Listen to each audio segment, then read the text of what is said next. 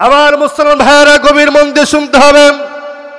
যদি আমি উপরের ওয়াজ না করি, আসমানের ওয়াজ যদি নাও করি, যদি মাটির নিচের ওয়াজ করি, অর্থাৎ কবরের ওয়াজ যদি করি, সেখানে দলাদলি আছে। মুনকার নাকির ফেরেশতা এসে যখন বলবে মান রব্বুকা মান দীনুকা, এই মান দীনুকা তোমার কোন ধর্ম ছিল, তুমি কোন দলের ছিলে, ওই জায়গায়ও মুনকার নাকির ফেরেশতা এসে জিজ্ঞাসা করবে তুমি কোন দলে ছিলে, তোমার দল ছিল কি, তোমার ধর্ম ছিল কি। তাহলে বলবো কি? আর যেখানেই বলবো না কেন সেখানেই আল্লাহর পক্ষ এবং বিপক্ষে কথা আছে। সম্মানিত উপস্থিতি, আমার সামনে কোরআন শরীফ দেখা যাচ্ছে। এই কোরআনুল কারীমের প্রত্যেকটা কথা আপনারা বিশ্বাস করেন তো? সবাই করেন তো? আলহামদুলিল্লাহ। তাহলে বলা সহজ হবে। যদি কেউ না বিশ্বাস করতে চান তাহলে খুলে বের করে দেখাবো। আর এই কোরআনের কথা বলতে গেলে সুদের বিরুদ্ধে আসবে, ঠিক কিনা? ঘুষের বিরুদ্ধে আসবে, বিভিন্ন প্রকারের কথা এসে যেতে পারে। এই কথা তো আমি নিজের থেকে কোনো কথা বানিয়ে বলবো না, সব কথাগুলো কার? আল্লাহ রাব্বুল আলামিন। তাহলে পৃথিবীতে সকল কথা যদি আমরা অস্বীকার করি, অবিশ্বাস করি, যে ধর্মেরই হোক না কেন, একটা কোরআনের আয়াত অস্বীকার করার মতো প্রত্যেক ধর্মের লোকই অস্বীকার করার মতো কারো ক্ষমতা নাই। সেই কোরআনের আয়াতটি হল, গভীর মন দিয়ে শুনতে হবে আর আমার কলিজার ভাইয়েরা, কোরআনুল কারীমের মধ্যে 50 নম্বর সূরা 19 নম্বর আয়াত, সূরাতুল কাফ। আল্লাহ রাব্বুল আলামিন ডেকে বলেন, ও আমার বান্দারা গভীর মন দিয়ে শোনো। 19 নম্বর আয়াতে সূরাতুল কাফ আল্লাহ পাক ডেকে বলেন, ওয়াজাত সাকরাতুল মাউত বিল হাক্কি যালিকা মা কুনতু মিনহু তাহিদ। জোরে বলেন আল্লাহু আকবার।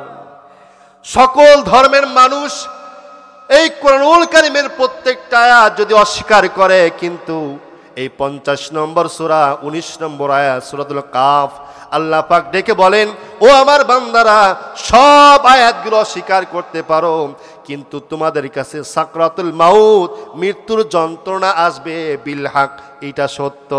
কথা বলেন ঠিক কিনা? যালিকা, এটা হলো সেইটাই, মা কুনতা মিনহু তাহিদ, যা থেকে তোমরা পলায়ন করতে চেয়েছিলে, তা অবশ্যই তোমাদের মৃত্যুর যন্ত্রণা অবশ্যই তোমার সামনে আসবে। আমার কলেজের ভাইয়েরা, অল্প সময়ের মধ্যে হলো গভীর মন দিয়ে কথাগুলো শুনতে হবে। যেহেতু কবরে যাওয়া আমাদের লাগবে কি লাগবে না? কবরে যাওয়া লাগবে কি লাগবে না? আল্লাহ রাব্বুল আলামিন দেখেন এই আয়াতের মধ্যে এমন একটি সুন্দর মেসেজ দিয়েছেন, তোমাদের অবশ্যই মৃত্যুর স্বাদ, মৃত্যুর যন্ত্রণা অবশ্যই ভোগ করা লাগবে। তার পূর্বে কিছুক্ষণ আগে আসি যে আজরাইল আলাইহিস সালাতু ওয়াস সালামের পরিচয়টা আমরা একটু জেনে আসি। আল্লাহ রাব্বুল আলামিন আদম আলাইহিস সালামকে যখন সৃষ্টি করার জন্য প্রত্যেক ফেরেশতাকে পাঠালেন, যাও জমিন থেকে মাটি নিয়ে আসো। বিভিন্ন ফেরেশতারা, আসমানে ফেরেশতারা এসে মাটিতে যখন হাত দেয়, মাটি কান্নাকাটি শুরু করে দেয়। আর ওই ফেরেশতাদের মনে খুব মায়া লেগে যায়, তারপরে ওই জায়গা থেকে মাটি নিতে পারে না। সর্বশেষ এই আজরাইল আলাইহিস সালাতু ওয়াস সালামকে বলল, ও আজরাইল, যাও জমিন থেকে মাটি নিয়ে আসো, আমি আদম সৃষ্টি করতে চাই। এবার আজরাইল আলাইহিস সালাতু ওয়াস সালাম জমিনে চলে আসার পর যেই জায়গা থেকে মাটি নিয়েছিলেন সেই জায়গা হলো কাবা ঘর। সুবহানাল্লাহ বলবেন না? ওই কাবা ঘরের উপরে হলো বাইতুল মামুর, ওই উপরে আল্লাহ বাইতুল মুকাদ্দাস, এর উপরে আছে আল্লাহর আরশ।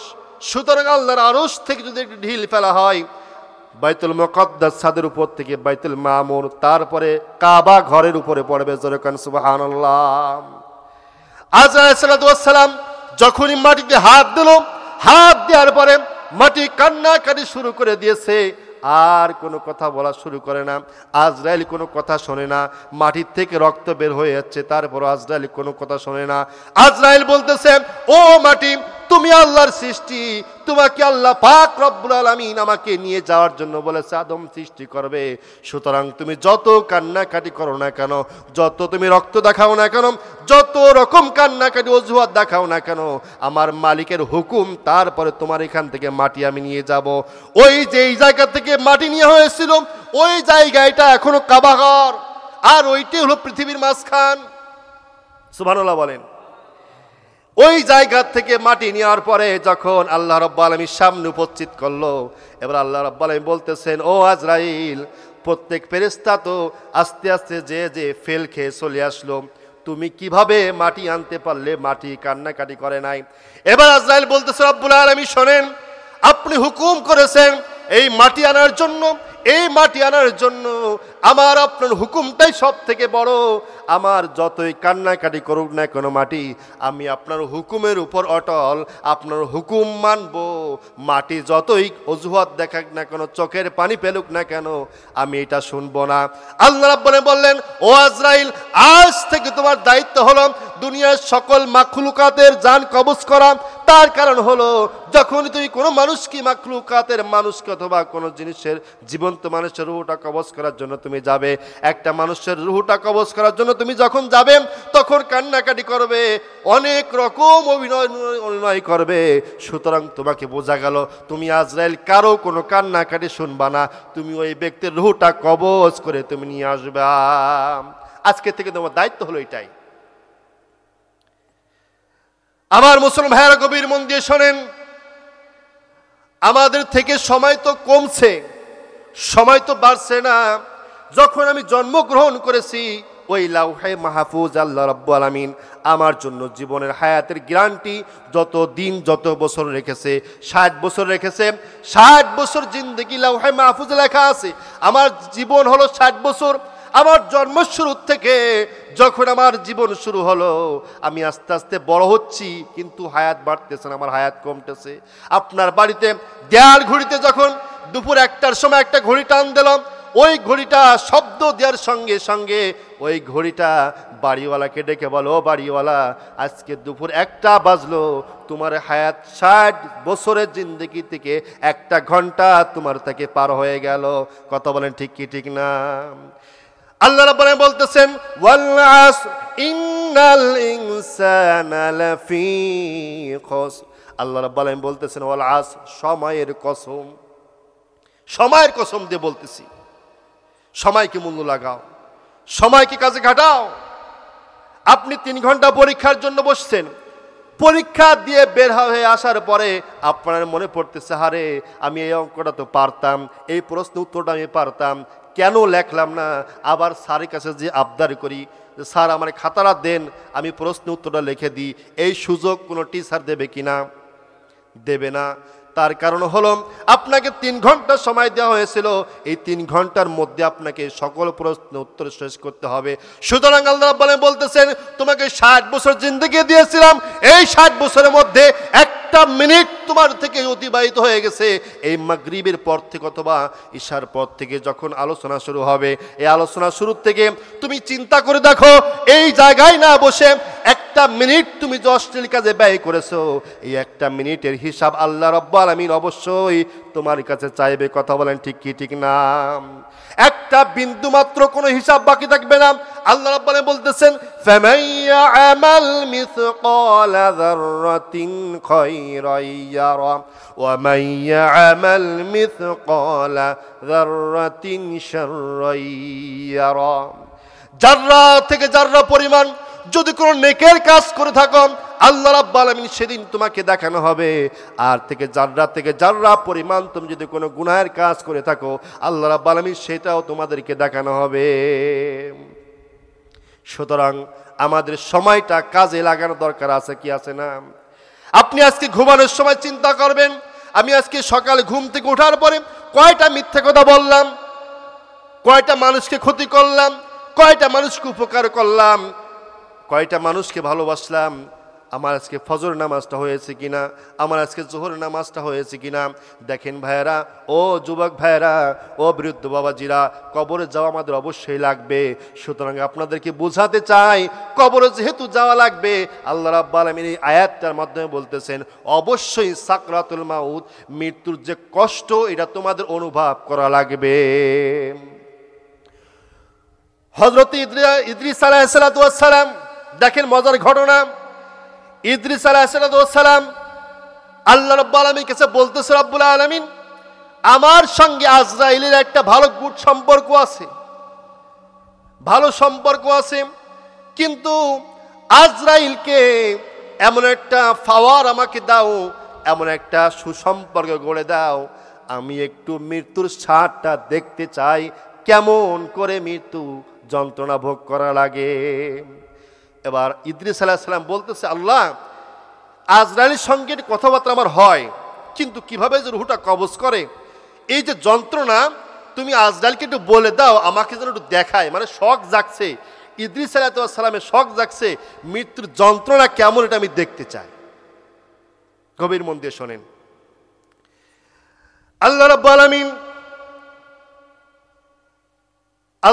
আলামিনের কাছে এই অনুরোধ, এই রিকোয়েস্টটা রাখার পরে এবার আজরাইলকে বলে দাও, আজরাইল, তোমার সঙ্গে নাকি ইদ্রিসের ভালো সম্পর্ক আছে, তবে ইদ্রিস আমার কাছে রিকোয়েস্ট করেছে, যাও তুমি একটু ইদ্রিসকে মৃত্যুর যন্ত্রণা দেখায় আসো, কিন্তু রুহটা নিবা না। ও মুসলমান ভাইয়েরা, মানুষ যখন অসুস্থ ভোগে, এই রুহটাকে আল্লাহ রাব্বুল আলামিন যখন কবজ করা শুরু করে দেয়, এই পায়ের থেকে আস্তে আস্তে কবজ করা শুরু করে দেয়, পা থেকে বের করা শুরু করে দেয়। এই জন্য হাঁটুর থেকে আস্তে আস্তে যখন মাজার কাছে চলে আসে, মাজার বল পড়ে গেছে, এরপর আত্মীয় স্বজন মনে করে মাজার বল পড়ে গেছে, কি হবে, আইসিইউতে ঢুকাও, তাহলে মনে হয় বাঁচবে। বুক পর্যন্ত রুহ চলে আসছে, এরপরও মনে করে আইসিইউতে ঢুকালে মনে হয় রুহটা মনে এখনো যাবে না, মনে বেঁচে থাকবে।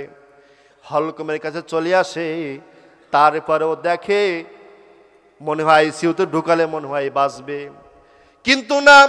আজরাইল যখন রুহটা কবজ করা শুরু করে দেয়, পা থেকে শুরু করে, এই জন্য মানুষ মৃত্যুবরণ করেছে কিনা এটা শনাক্ত করার জন্য মেডিকেল সায়েন্সরা আগে পার উপরে গুঁতো দেয়, পা দেখে অবাস হয়েছে কিনা। মানুষ যখন মারা যায় তখন দেখবেন পা আগে ঠান্ডা হয়ে যায়, কথাক্ষণ ঠিক কিনা। পা থেকে রুহটা আস্তে আস্তে নিতে নিতে আসে, এই যখন হাড়ের উপরে বুকের উপর চলে আসে, ডান দিকে একবার চলে যায়, বাম দিকে একবার চলে যায়, রুহটা বের হতে চায় না। মুমূর্ষু ব্যক্তি সবার দিকে তাকিয়ে বলে, আমাকে বাঁচাও, আমাকে বাঁচাও, আমার সামনে আমি আজরাইল দেখতে পাইতেছি। আজরাইল দেখতে পায়, আজরাইল দেখতেছে শুধু সেই ব্যক্তি, ঘুমের ঘরেও যদি কোনো ব্যক্তি আজরাইল দেখে, তার জীবনের শেষ ঘুমটা ওই জায়গায়, ঠিক কিনা। রুহটা যখন হলকমের কাছে চলে আসে, এরপর যখন জিহ্বার কড়ায় চলে আসে, তারপরেও মনে হয় যে মনে হয় বাঁচবে। যখন হায়াতটা শেষ হয়ে যায়, রুহটা বের হয়ে যায়, তখন আস্তে আস্তে পা থেকে দেখতে দেখতে আসে যে পা ঠান্ডা হয়ে গেছে, হাঁটু ঠান্ডা হয়ে গেছে, আস্তে আস্তে দেখে বুকও ঠান্ডা হয়ে গেছে, এবার মাথায় মুখে হাত দিয়ে দেখে এটাও ঠান্ডা হয়ে গেছে। তার মানে বোঝা গেল ওর ভিতরে রুহ নাই, শুধু লাশ পড়ে আছে। এই রুহ ছাড়া বডির কোনো দাম নাই, কথাক্ষণ ঠিক কি ঠিক না। আমি যদি এখন মারা যাই, আমি এখন মারার সঙ্গে সঙ্গে কেউ বলবে না এইটি জাকারিয়া হুজুর, সবাই বলবে জাকারিয়া হুজুরের লাশ পড়ে আছে, কথাক্ষণ ঠিক কি ঠিক না। আমার মুহতারাম হাজরিন, গভীর মন দিয়ে শোনেন। অনেক কথা ছিল, কারণ আল্লাহ রাব্বুল আলামিন বলতেছেন, আল্লাযী খলাকাল মাউতা, আমি আল্লাহ পাক রব্বুল আলামিন মৃত্যুকে আগে সৃষ্টি করেছি। মৃত্যুকে আল্লাহ পাক আগে সৃষ্টি করেছেন। এবার দেখেন ইদ্রিস আলাইহিস সালাম কি বলতেছিলেন। আজরাইল কাছে বলতেছে, আজরাইল ভাই আমাকে একটু দেখাও, কিভাবে রুহটা কবজ করে আমাকে একটু দেখাও, আমি একটু অনুভব করতে চাই। ইদ্রিস আলাইহিস সালাম এবার তিনি হাদিসের মধ্যে উল্লেখ করে বলতেছেন, ইদ্রিস আলাইহিস সালাম বলতেছেন, একটা জীবন্ত ছাগল বকরিকে তার চামড়াকে টেনে হিসড়ে যেভাবে ছেললে পরে চামড়া আলাদা করলে পরে যেরকম কষ্ট হয়, ইদ্রিস আলাইহিস সালাম বলতেছে আমার এরকম কষ্ট আজ অনুভব হয়। মৃত্যু যন্ত্রণা কত বড় দেখেন।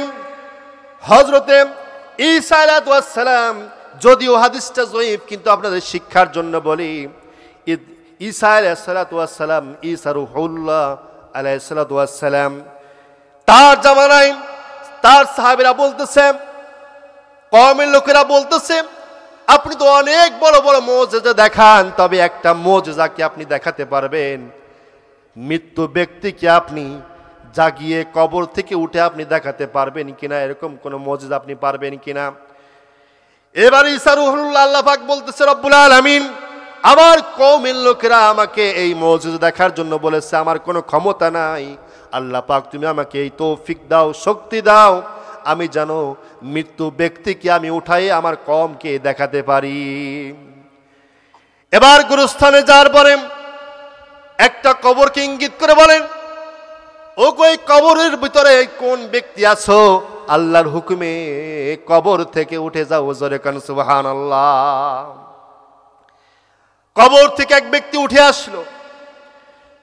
ওই ব্যক্তি উঠেই ঈসা রূহুল্লাহকে বলতেছে, আসসালামু আলাইকুম, সুবহানাল্লাহ বলেন।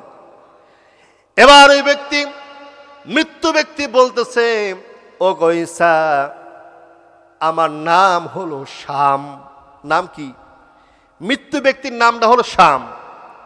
আমার নাম হলো শাম, আর আমার বাবার নাম হলো হযরত নূহ আলাইহিস সালাম, সুবহানাল্লাহ বলেন। আমার বাবা আমাকে আজ থেকে 4000 বছর আগে, 4000 বছর আগে আমি যখন মৃত্যুবরণ করি, আমার পিতা নূহ আলাইহিস সালাম, কোন কিতাবে আসছে শাম নবী ছিলেন অথবা নবীর ছেলে ছিলেন। এবার শাম বলতেছে, আমি যখন মৃত্যুবরণ করি, আমার পিতা ঈসা রূহুল্লাহ আমাকে বলেছিল, ওগো শাম, তুমি যখন এখন মৃত্যুবরণ করবে, হয়তোবা আজ থেকে 4000 বছর পরে তোমাকে আবার দুনিয়ায় উঠানো হবে, ঈসা রূহুল্লাহ উঠাবে, আমি নূহুর সালামটা ঈসা রূহুল্লাহর কাছে পৌঁছাই দিবে, জোরে কান সুবহানাল্লাহ। শাম বলতেছে, ওগো ঈসা আলাইহিস সালাম, আমি যে সালামটা দিলাম এটা আমার সালাম না, আমার পিতা নূহ আলাইহিস সালামটা আপনার কাছে পৌঁছাই দিলাম। আমার পিতা ওসিয়াত করেছিল, আজ থেকে 4000 বছর পরে আমি দুনিয়া থেকে উঠব, আর আমার কাছে মৃত্যুর যন্ত্রণাদায়ক কেমন হয়েছিল এই সম্পর্কে আমার কাছে জানার দরকার, সেবে জানতে চাইবেন। এটা আমার পিতা নূহ আলাইহিস সালাম আমাকে আগে বলে গিয়েছিল। এরপর দেখা গেল শাম বলতেছে, আপনি আমার কাছে কি জানতে চান? ঈসা রূহুল্লাহ বলতেছে, ওগো শাম, আমার কওমের লোকেরা জানতে চায় মৃত্যুর যন্ত্রণা কেমন, আমাকে একটু শোনাও। শাম বলতেছেন, একটা সুসের ছোট্ট জায়গা থেকে আমাকে ঢুকালে পরে যেমন কষ্ট হয়, আজ থেকে 4000 বছর পরে তখন যে কষ্ট আমার হয়েছিল, এই 4000 বছর পরে আজও আমার সেই গায়ের ব্যথা এখনো কমে নাই। তাহলে এগুলো কি বানিয়ে বলতেছি নাকি বাবারা? এগুলো কি কোনো কথা বানিয়ে বলতেছি? আরে বিশ্বনবী জনাব মুহাম্মদ রাসূলুল্লাহ সাল্লাল্লাহু আলাইহি ওয়াসাল্লাম নবীজির রূহটা যখন কবজ করার জন্য আসছিল, আজরাইল সাল্লাল্লাহু আলাইহি ওয়াসাল্লাম দরজার সামনে এসে সালাম দিল। সালাম দেওয়ার পরে ফাতেমা রাদিয়াল্লাহু তাআলা আনহা দরজা খুলে দিয়ে বললেন, এমন একজন ব্যক্তি আসছে যার পা জমিনে আসমানে তার মাথা। বিশ্বনবী বললেন, দরজা খুলে দাও। ও মা, এটা এমন ব্যক্তি যার কাছে আসার জন্য পারমিশন নেই না, শুধুমাত্র আমার কাছে আসার জন্য পারমিশন নিচ্ছে। এটা হলো সেই ব্যক্তি হযরত আজরাইল আলাইহিস সালাতু ওয়াস সালাম।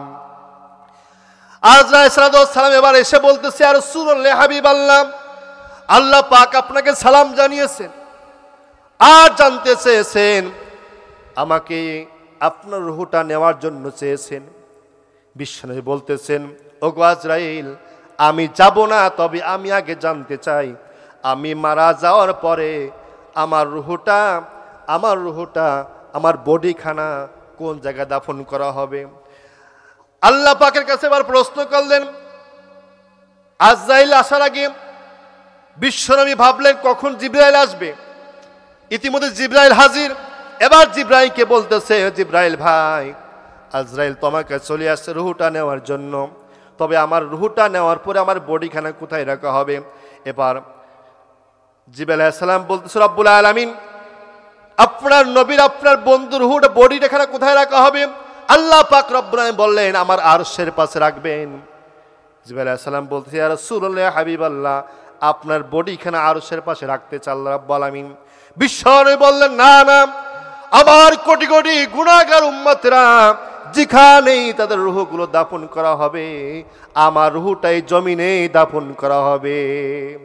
তার কারণ হলো, এই জমিনে যখন ভূমিকম্প শুরু হয়ে যাবে, এই জমিনে যখন বিভিন্ন রকম বালা মুসিবত গজব শুরু হয়ে যাবে, একটা মুরগিওয়ালা মাওয়ালা বাচ্চা যেমন দূর আকাশে চিল বা কাক দেখলে তার দুইটা ডানা বাড়িয়ে দেয়, আর সকল বাচ্চাগুলোকে কোলের মধ্যে যখন নিয়ে যায় চিল বা কাক দেখে, ওগো জিবরাইল, তুমি আল্লাহকে বলে দাও আমি এই জমিনেই থাকতে চাই।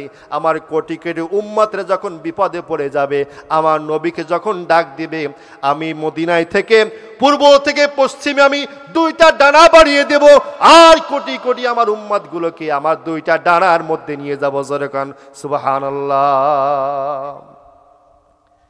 আর রাসূলের জন্য আমরা কি করলাম চিন্তা করে দেখেন।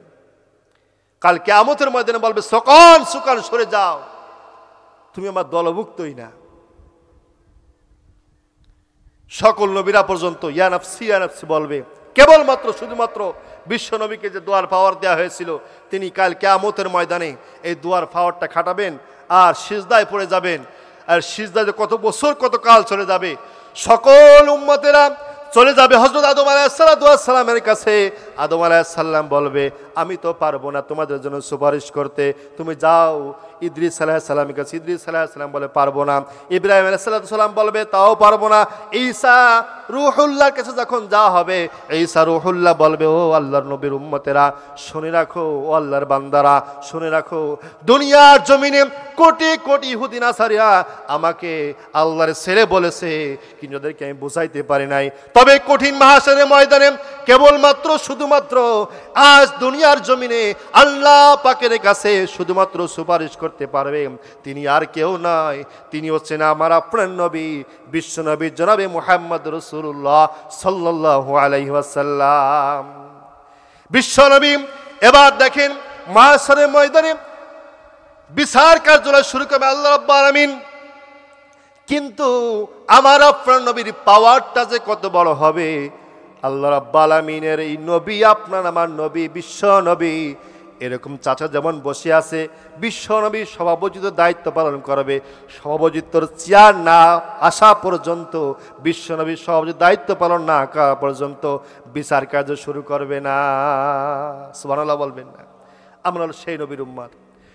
তাহলে আসুন, যেই কথা বলছিলাম, বিশ্বনবী জান কবজের জন্য আজরাইল সালাতু ওয়াস সালাম যখন বুকের উপর হাতটা রাখলেন, হাতটা রাখার সঙ্গে সঙ্গে বিশ্বনবী বলতেছে, ও আজরাইল ভাই, আমার মনে হয় দুনিয়ার উহুদ পাহাড়টা আমার বুকের উপর চাপিয়ে দিয়েছো।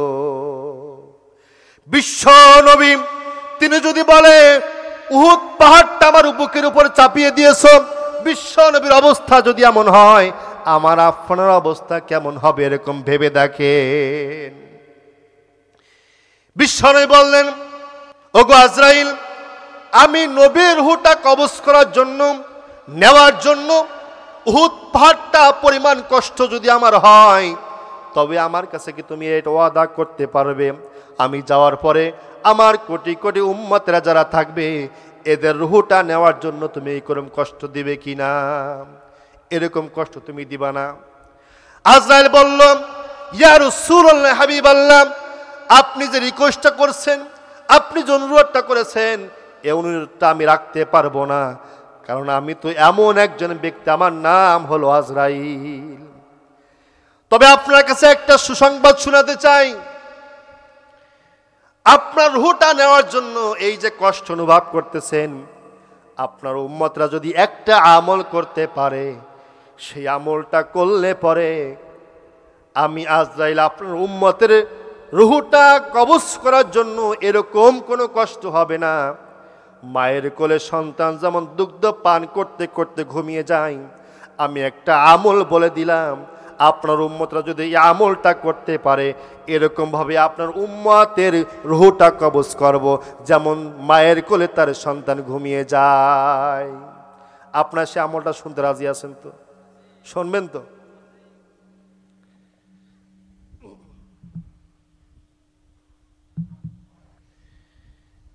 আমলটা বেশি বড় কিছু না, বলা সহজ কিন্তু করা একটু কঠিন। আমার কলিজার ভাইয়েরা, সূরাতুল বাকারার 255 নম্বর আয়াত। এবার আজরাইল বলতেছে, ইয়া রাসূলুল্লাহ, হাবিবাল্লাহ, আপনার উম্মতেরা যদি সূরাতুল বাকারার 255 নম্বর আয়াত, অর্থাৎ আয়াতুল কুরসি, কি বললাম? জোরে বলেন, কি বললাম? আয়াতুল কুরসি। প্রত্যেক ফরজ নামাজের পরে যদি আয়াতুল কুরসিটা পড়ে এবং সে অনুযায়ী প্র্যাকটিক্যালে আমল করে, প্রথমটা বলছিলাম ভালো হয়েছিল যদি পড়ে, ঠিক না? পড়া তো সহজ, কিন্তু এই আয়াতুল কুরসির মধ্যে 10টা গুণাবলী রয়েছে আল্লাহ রাব্বুল আলামিনের জন্য। এই 10টা গুণাবলী যদি প্র্যাকটিক্যালে আমল করে, এই 10টা গুণাবলী যদি প্র্যাকটিক্যালে আমল করে, তাহলে মায়ের কোলে সন্তান যেমন ঘুমিয়ে যায়, আপনার উম্মতের রূহটা কবজ করার জন্য এরকম আপনার উম্মতেরা ঘুমিয়ে যাবে। তাহলে আয়াতুল কুরসি আমরা সবাই প্রায় আমল করতে পারি, নামাজের পরেই পড়তে পারি, আরো কোনো আমল দিলে পড়তে পারি, কিন্তু এই অনুযায়ী আমল করতে গেলে আমাদের কঠিন, ঠিক কিনা বলেন? 10টা আমল প্র্যাকটিক্যালে করতে গেলে আমাদের জন্য কষ্টকর। যদি সময় হয় তাহলে বলবো, এই 10টা প্র্যাকটিক্যাল আমল যদি সময় হয় তাহলে বলতে পারবো ইনশাল্লাহ। মানুষের রুহটা যখন আস্তে আস্তে পা থেকে হলকমরিকায় চলে আসে, আস্তে আস্তে যখন রুহটা বের হয়ে আসে, মানুষ যখন মরে যায়, মানুষ মরার পরেও সে মনে করে যে আমি মরি নাই। দেখবেন ভালো করে, যখন মরবেন, হাত্তা জুরতুমুল মাকাবির, যতক্ষণ পর্যন্ত কবরে না যাবেন এটা বোঝানো সম্ভব না, এটা বোঝানো সম্ভব না। তাহলে দেখেন, মানুষ মরার পরে, মৃত্যুবরণ করার পরে সে তখনও মনে করে যে আমি মরি নাই। যখন গোসল করানো হয় তখন সে মনে করে মরি নাই, সে মনে করে আমি গভীর স্বপ্নে এখনো আছি। স্বপ্নের ঘরে পাশে যারা কান্নাকাটি করছে তাকে ধরে, কিন্তু আমরা দেখতে পারি না। কথা বুঝে আসছে? যে ব্যক্তি মারা যাবে ওই ব্যক্তি সে মনে করে যে আমি গভীর স্বপ্নে এখন মনে আছি। সুতরাং সে সবাইকে ধরতে চায়, কিন্তু কেউ ধরা দেবে না, আমরা তাদেরকে দেখতে পারি না। মানুষ যখন মরার পরে যখন দাফন হয়ে যায়, দাফন হওয়ার পরপরই এবার যখন আল্লাহ রাব্বুল আলামিন দুনিয়ার জমিনে যেমন ছিল ওই রূহটাকে আবার ওই কবরের ভিতরে দেওয়া হয়। দেওয়ার পরে ওই যে মাথার মুষ্টি, পায়ের মুষ্টি আমরা খুলে রেখে আসছিলাম, এবার উঠে সুন্দর করে আসন গাড়িতে সুন্দর করে বসে, নামাজের সরাতে বসে। এবার যে দেখে দুনিয়ার জমিনে যেমন ছিল কবরে যাওয়ার পরে এবার সে বুঝতে পারে যে আমি মরে গেছি। তখন ঘুমটা ভাঙে। দাপন করা আগ পর্যন্ত সে মনে করে মরি নাই। দাপন করার পরে আবার সেই রুহটা যখন দেওয়া হয়, মানুষের রুহ হলো 3 প্রকার। সময় 2 মিনিটের মধ্যে শেষ করে দেব। রুহ হলো 3 প্রকার। আমরা আপনাদের কাছে একটা প্রশ্ন রাখি, আমি যখন মরে যাই আমি দেখতেছি আমি মারা গেছি, আমি দেখতেছি আমি মারা গেছি, তাহলে আমিটা কে আর মরে গেল ওটা কে? প্রশ্ন আসে কি আসে না? 3 প্রকার রুহ, এ বলতে গেলে অনেক সময় লাগবে। তাহলে স্বপ্নের জগতে সে ছিল, যখন কবরের ভিতরে যাওয়ার পরে আবার যখন রুহটা দেওয়া হলো, দেওয়ার পরে এবার যখন সে কবর ভিতরে সব দেখতে পায়, আমি তো দুনিয়ায় নাই, আমি তখন কবরের মধ্যে, আর উপরে তো চালি দেওয়া যাচ্ছে, ডান পাশে তো মাটি, বাম পাশে তো মাটি, আমি তো কবরের মধ্যেই আছি, তাহলে মনে হয় আমি সত্যি মারা গেছি। কথা বুঝে আসছে? এবার মনে হচ্ছে আমি মনে সত্যি মারা গেছি। এবার সে বুঝতে পারে। আমার ভাইয়েরা, এই জন্য আসুন আপনারা সবাই সব কিছু যতই কিছু করি না কেন, শেষ পর্যায়ে আপনাদের একটি মেসেজ দিতে চাই। সেটি হলো এই, অনেক কথা ছিল, সময় সংক্ষেপের কাছে বলতে পারি নাই। আল্লাহ পাক রব্বুল আলামিন বলতেছেন, ওয়া মাইয়াবতাগি গায়রাল ইসলাম দীনান ফালাই ইউকবালা মিনহু। আল্লাহ পাক বলতেছেন, তুমি যেভাবেই চলো না কেন, যে দলই করো না কেন, যে পথেই চলো না কেন, যে মন স্তর করে তুমি চলো না কেন, তুমি যেভাবেই চলো না কেন, তুমি সবভাবে চলতে পারবা, কিন্তু একটা কথা শুনে রাখো, যদি ইসলাম ছাড়া, ইসলামের কোরআন ছাড়া এই পথে, এই মতে, এইভাবে জীবন আদর্শ যদি আমি গ্রহণ করতে না পারো, হ্যাঁ আমি মুসলমান, দাড়ি করেছি, দাড়ি আছে, হজ করেছি, যাকাত দিই, সদকা করি, কিন্তু মনে মনে রয়েছে অন্য পথের পরিকল্পনা। ঠিক কিনা বলেন? কোনো দলের কথা বলা যাবে না, ঠিক কিনা বলেন? অমাইয়াবতাগি গায়রাল ইসলাম, ইসলাম ছাড়া অন্য কোন জীবন আদর্শ যদি তুমি নিজের মধ্যে গ্রহণ করে নাও, হ্যাঁ নামাজ পড়ি সব ঠিক আছে, কিন্তু নামাজ পড়ে টুপিটা খুলে পরে অমুক জায়গায় তুমি বসে যাও, আল্লাহ পাক বলতেছেন যত হাজি, যত যা কিছু করো না কেন, ফালাই ইউকবালা মিনহু, তোমার একটা সিজদা, একটা সদকা, একটা হজ আল্লাহ পাকের কাছে পৌঁছায় নাই। এক কথাই হচ্ছে ইসলামকে জীবন আদর্শ গ্রহণ করতে হবে।